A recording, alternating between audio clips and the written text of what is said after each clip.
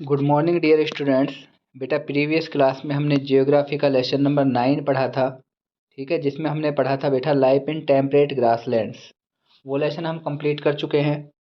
ठीक है बेटा, अब हम पढ़ेंगे lesson number 10 life in desert. Life यानी जीवन, इन मीन्स में डेजर्ट यानी रेगिस्तान में जीवन।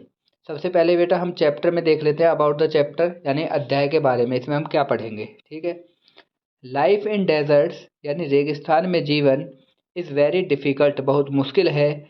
ड्यू टू सिकारसिटी मीन्स होता है कमी के कारण, ऑफ वाटर पानी की, एंड हॉट क्लाइमेट और वहाँ की गर्म जलवायु के कारण रेगिस्तान में जीवन बहुत कठिन है।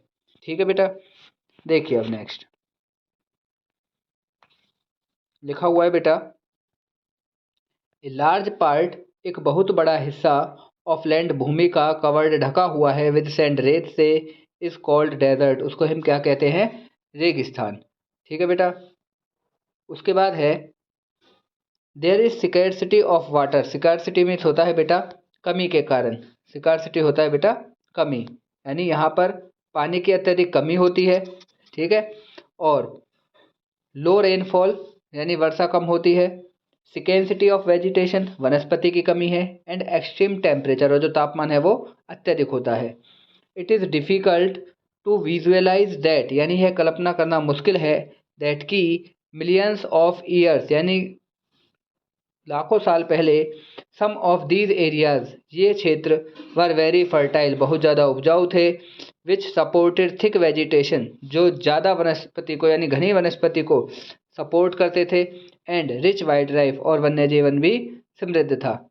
The gradual changes, gradual means होता है बेटा क्रैमिक बदलाव इन द क्लाइमेटिक कंडीशंस जलवायु परिवर्तनों में, जलवायु स्थितियों में क्रैमिक होता है धीरे धीरे क्रम वाइज। ठीक है, जलवायु परिस्थितियों में धीरे धीरे बदलाव, change the nature of land जो भूमि की जो अवस्था है उसको भी बदल दिया। ठीक है बेटा, ये देखिए आपको डेजर्ट की पिक्चर दी हुई है, ये वाला जो पार्ट है बेटा ये डेजर्ट है। ठीक है, उसके बाद लिखा हुआ है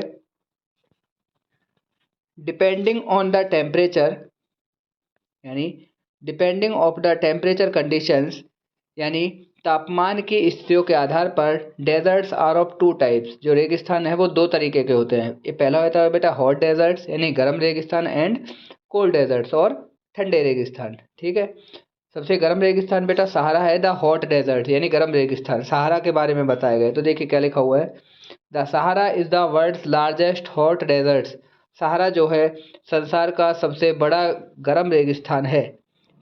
यह कवर करता है अबाउट एन एरिया एक क्षेत्र को ऑफ 8.54 मिलियन स्क्वायर किलोमीटर यानी 8.54 मिलियन स्क्वायर किलोमीटर एरिया को कवर करता है।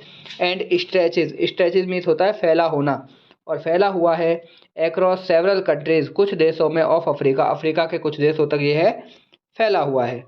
ड्यू टू लार्ज एरिया बड़े क्षेत्र के कारण Africa is often referred, Africa को सामान्य तौर पर कहा जाता है, क्या कहा जाता है, डेजर्ट कॉन्टिनेंट मीन्स होता है यानी गर्म महाद्वीप, यानी रेगिस्तानी महाद्वीप भी कहा जाता है, क्योंकि ये अफ्रीका के कुछ देशों में हॉट डेजर्ट फैला हुआ है। ठीक है, पीपल लिविंग देयर लोग जो यहाँ रहते हैं, ऑफन ज़्यादातर या हमेशा, कॉल इट इसे कहते हैं द ओशियन विदाउट वाटर यानी बिना पानी का महासागर, अफ्रीका इसके लिए बोला जाता है। ठीक है बेटा, नेक्स्ट है द सहारा इज़ बाउंडेड यानी सहारा घिरा हुआ है द एटलांटिक ओशियन से, ऑन द वेस्ट पश्चिम में यानी पश्चिम में एटलांटिक महासागर है। The Atlas mountains and the Mediterranean sea in the north, उत्तर में बेटा एटलस पर्वत है और भूमध्य सागर है, मेडिटेरेनियन मीन्स भूमध्य सागर। ठीक है, उसके बाद द रेड सी यानी बेटा लाल सागर ऑन द ईस्ट पूरब में, and the Sahil in the south और दक्षिण में क्या है साहिल। ठीक है, देखिए आपको एक मैप दिया हुआ है बेटा, ये जो येलो वाला हिस्सा है ये वाला सहारा डेजर्ट यहाँ पर दिया हुआ है, तो ये कंप्लीट जो येलो वाला हिस्सा है ये सहारा डेजर्ट, और कौन कौन से देशों में ये फैला हुआ है, अल्जीरिया में, माली में, लीबिया में, नाइजर में, चैड में, इजिप्ट में और सूडान में। ठीक है, ये है।